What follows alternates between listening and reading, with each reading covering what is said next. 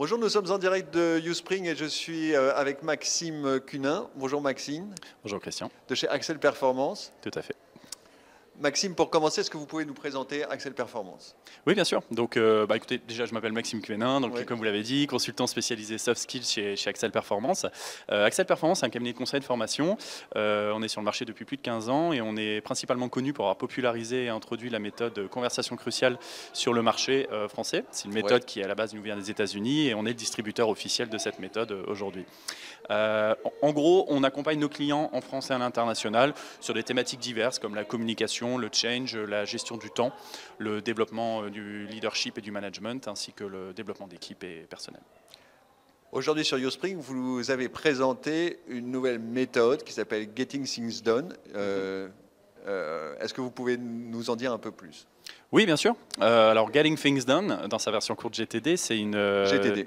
GTD, tout à fait. C'est une méthode qui a fait le tour du monde. Elle a été créée par David Allen, qui est aujourd'hui la référence en termes d'organisation et de productivité.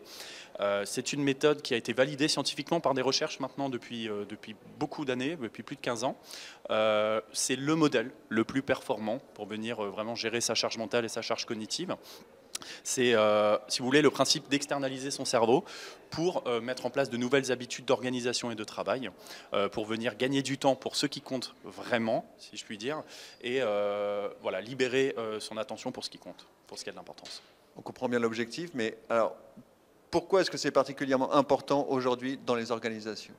Alors, parce qu'en 2025, plus que jamais, les entreprises font face à l'intensification du travail. Elles ont compris l'importance de considérer et gérer ce sujet pour les collaborateurs par rapport à leur charge mentale et la surcharge cognitive.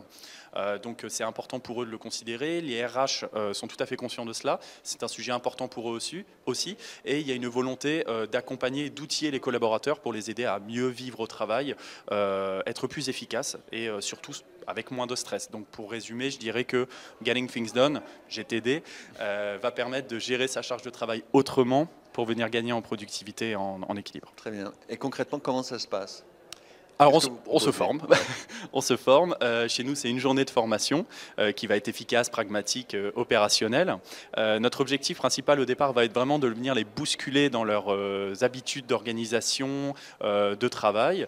Notre volonté, c'est vraiment, si vous voulez, de leur donner les clés pour apprendre à mieux gérer le stress, à mieux gérer leur charge de travail. Donc, on va essayer vraiment de mettre en place avec eux un nouveau système d'organisation, eu égard aux outils utilisés par l'entreprise.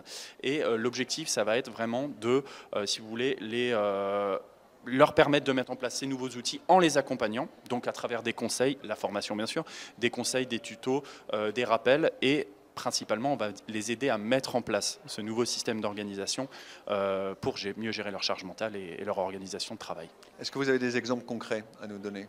Oui, tout à fait. On a animé plusieurs sessions GTD, donc Getting Things Done, spécialement dédiées aux DRH de grands groupes internationaux, et on a formé récemment plus de 15 DRH.